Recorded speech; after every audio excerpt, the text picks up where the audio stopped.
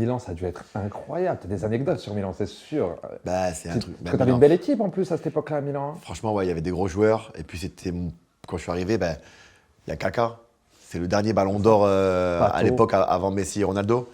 Il y avait Robinho, tu avais Balotelli, Beckham. tu avais Honda. Non, il est parti, Beckham, il n'était pas là. Je regrette Ronaldinho, je ne vais pas te mentir. Mais il y avait quand même une belle équipe. Et puis, il faut savoir que je suis arrivé, moi, parce que j'ai eu une guerre avec Valence, et que je suis arrivé en prêt. Et qu'en 5 mois, j'avais fait 2 passes D, 3 buts. Et pour un défenseur, c'est pas mal.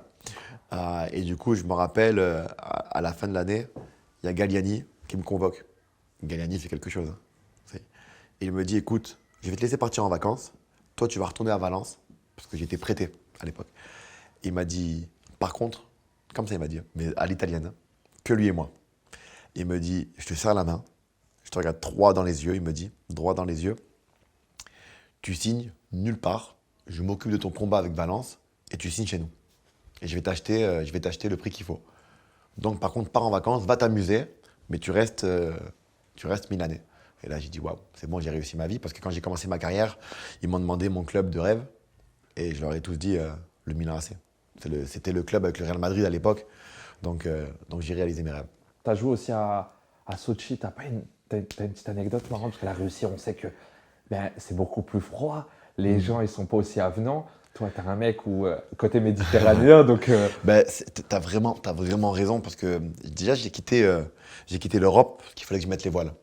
Les gens commençaient à être un peu durs avec moi. C'était compliqué avec ma relation avec Pamela. Je dis, allez, je vais mettre les voiles, je vais me faire oublier, puis je vais revenir en force. Et je débarque à Sochi. Et là où j'ai vraiment vu la différence, c'est que la Russie, c'est pas du tout pour moi. C'est pas pour un mec. Déjà, c'est pas pour un mec mignon, je suis désolé, mais on n'a pas la cote. Quand t'es grand, brun, ténébreux, t'as pas la cote. Elle préfère les moyennes tailles, gros ventre, visage serré. Et puis, ils ont pas d'humour. Et moi, je suis arrivé à l'aéroport là-bas. Je donne mon passeport, je fais un peu d'humour. Elle me regarde, elle me dit, vas-y, casse-toi. Je dis, oula, ok, j'ai compris. Et voilà, pas de blague, rien. Tu vas dans un pays où tu m'enlèves l'humour, tu m'enlèves mon sourire et compagnie, ça y est, je vis plus. C'est mort. T'as fait combien de temps là-bas? J'ai fait 5 mois. 5 5 mois. mois forcés. Parce qu'il y a eu le Covid, j'ai passé le confinement là-bas. T'étais obligé quasiment. Ouais. Il y a le Boavista aussi. Le Boavista, ça a dû être sacrément marrant. T'avais qui comme... Qu'est-ce que tu leur as fait au Boavista? C'est sûr. En plus, c'est portugais. C'est sûr que tu leur as fait des folies. Ah, mais. En plus, t'arrives en star quand même à ce moment-là Hein au Boavista. Ouais, j'arrive. Mais c'était compliqué parce que j'arrive avec une équipe de jeunes.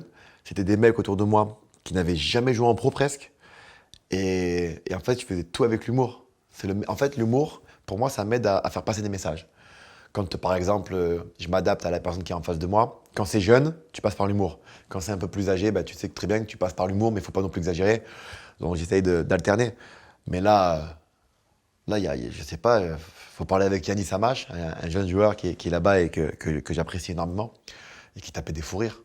Des fous rires par mon franc-parler. Parce que là-bas, quand je leur parlais, je passais pas par quatre chemins. Et je les ai choqués, je pense. Je les ai vraiment, vraiment choqués. Donc, j'ai pas d'idée là en direct, mais je sais que voilà quoi. Un jour, on fait un match, par exemple, et le coach, il met une compo. Il met une compo, mais j'ai pas compris la compo. Et le match d'avant, on avait gagné 2-0 et il fait sa compo, tout le monde se pose la question. On arrive sur le terrain, on s'entoure, tous comme ça, je les appelle tous. Hein. Et je leur dis, les gars, on fait pas la compo du coach. On joue en 5, 3, 2. Comme ça, je leur ai dit. Et la compo, on s'en bat les couilles et je prends mes responsabilités. Et Yannis, il était mort de rire. Il me dit, mais t'es malade, j'ai dit, faites-moi confiance. On change tout. Et de toute façon, il est sur le bord du terrain, il va pas rentrer sur le terrain. On fait ce qu'on veut, non? Et on a gagné comme ça. Et tout le monde était choqué, il me dit, mais toi, t'es un grand malade. Il dit, oui, je prends ma responsabilité. Quand je suis sûr, faites-moi confiance. Alors, Chambray, l'adversaire où j'ai vraiment pris des risques de fou, et carrément, je lui ai mis des coups de poing dans les côtes, mais des vraies patates.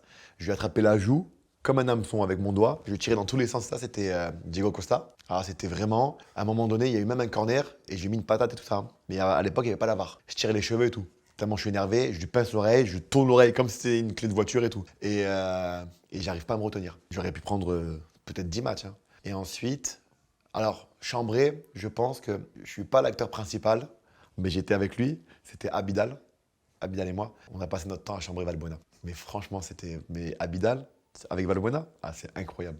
On l'attaquait H24. Pour tout, pour sa gestuelle, pour ses mimiques, pour tout, pour tout. Donc on va dire que c'est pas moi directement, mais comme j'étais avec Abidal à cette époque, c'était voilà, c'est nous deux. N'Golo. Ouais, N'Golo Kanté. Ouais. Avec lui, en fait, je restais tout le temps avec lui. Parce qu'on aimait beaucoup parler ensemble. Dans le bus, on était ensemble. On aimait bien échanger les films qu'on aimait. Et il y a un truc où on avait une grosse différence vraiment, c'est que lui n'avait pas cette sensibilité que j'avais. Et moi, ça me choquait parce que je suis un hypersensible, pas lui. Et je lui disais, mais tu l'as vu ce film? Il m'a dit, ouais. Je lui ai pleuré? Il m'a dit, non. Je comprends pas. C'est ça qui me choquait chez lui. Et en fait, voilà, j'avais envie de tout savoir sur lui parce que justement, on était différents sur ce côté-là. Mais on a une histoire similaire parce que lui, il part de rien aussi. Et quand il a commencé sa carrière, on a discuté et, dans le bus. Il m'a dit, tu sais, un jour, Adil, j'ai parlé de toi. Je lui ai dit, arrête. Il m'a dit, j'ai fait une interview et on m'a demandé c'était qui mes exemples. Donc il sort des joueurs et il finit par Adil Rami. Et comme tu sais qu'N'Golo Kanté a pour exemple Adil Rami, mais en tout cas, moi, c'est une fierté, mais c'est. Limite, tu mets mon palmarès de Coupe d'Europe, Coupe de France, machin, et tu mets ce compliment d'N'Golo Kanté. Tu vois ce que je veux dire? Pour moi, ce compliment-là, son histoire, je la considère comme un. Voilà, je le mets dans mon palmarès. Parce que c'est une fierté d'avoir un mec comme ça parler de toi et à qui tu lui as peut-être donné un peu d'espoir. Mais c'était. Alors, déjà, je m'entendais avec tout le monde, mais franchement, je crois que Philippe Mexès, c'est un sacré gars. C'est incroyable. Vraiment marrant. Tu manges à table, t'arrives à table, tu sais que t'es pas tranquille. Tu sais qu'il va y avoir une couille quelque part. Tu sais qu'il va te brûler avec sa cuillère qu'il a posée dans le café pendant 2 minutes. Tu sais que quand tu vas prendre ta serviette, dedans il y aura du parmesan. Tu sais que derrière tes petites fourchettes et cuillères, il y aura de la moutarde. Enfin, avec lui, t'es pas tranquille. Mais franchement, qu'est-ce qu'il est marrant. Même sur le terrain, il est marrant. Attends, je vais te raconter une histoire avec lui. Un jour, on est convoqué en équipe de France. Et en fait, quand tu joues en équipe de France, tu joues le samedi avec ton club respectif. Moi, je jouais à Lille, lui, il jouait au Milan AC à cette époque. On joue tous les deux le samedi. Et on se dit, samedi après le match, on se rejoint à Paris. Parce que de toute façon, le lundi midi, on doit être à Clairefontaine. Donc on sort. Le dimanche soir, on sort. On se rejoint. Et franchement, on est éclaté. On a fait une soirée. Voilà. Sauf que moi, je rentre plus tôt. Parce que j'avais quand même ce petit brin de discipline. Je me dis, bon, allez, frérot, là, il est un peu tard. Moi, je rentre. Lui, il s'en bat les couilles. Il est beaucoup plus âgé, beaucoup plus d'expérience, beaucoup plus. Voilà, il sait. Et le lendemain, le chauffeur, il vient me chercher à l'hôtel. On part le chercher. Et tu vois, il met du temps. Il met du temps. Et là, il arrive, je le regarde. Gueule de bois. Je me dis, frérot, bois de l'eau, prends des chewing-gums parce que là, Deschamps, ou Laurent Blanc, pardon, il rigole pas. On arrive. On arrive. Donc, il lui faut 2-3 jours pour récupérer. Sauf que on joue le Brésil. France-Brésil au Stade de France, tous les deux titulaires. Et c'était à l'époque, je sais pas si tu t'en souviens, c'était un énorme événement parce que c'était le transfert de sponsors entre Adidas et Nike. Donc, l'événement. Eh ben, je te conseille de mettre les images de Philippe Mexès sur ce match. J'ai jamais vu un défenseur central faire ça. Il leur a cassé les reins. Il a été énorme. On a été 2 machines ce jour-là. On a gagné 1-0. Bon, ils se sont retrouvés à 10. En même temps, c'est pas mon problème. Mais derrière, comme on était fort, c'était un truc de ouf. Bah.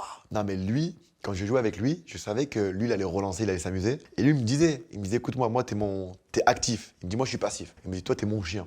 Toi, je veux que tu frappes. Il y a de la viande, tu vas tabasser les gens. Et moi, je récupère les miettes et moi, je relance. Je dis, ok, c'est parti. Donc, on jouait comme ça. Mais il leur a fait des roulettes, des doubles contacts, des externes, des passements de jambes. Je dis, waouh. Je dis, waouh. Et voilà. Donc, ça veut rien. Quoi. Pas que ça veut rien dire. Ça peut passer une fois ou deux. Dans la durée, faut pas faire ça dans la durée. Mais on avait envie de profiter ce jour-là et on s'est amusé.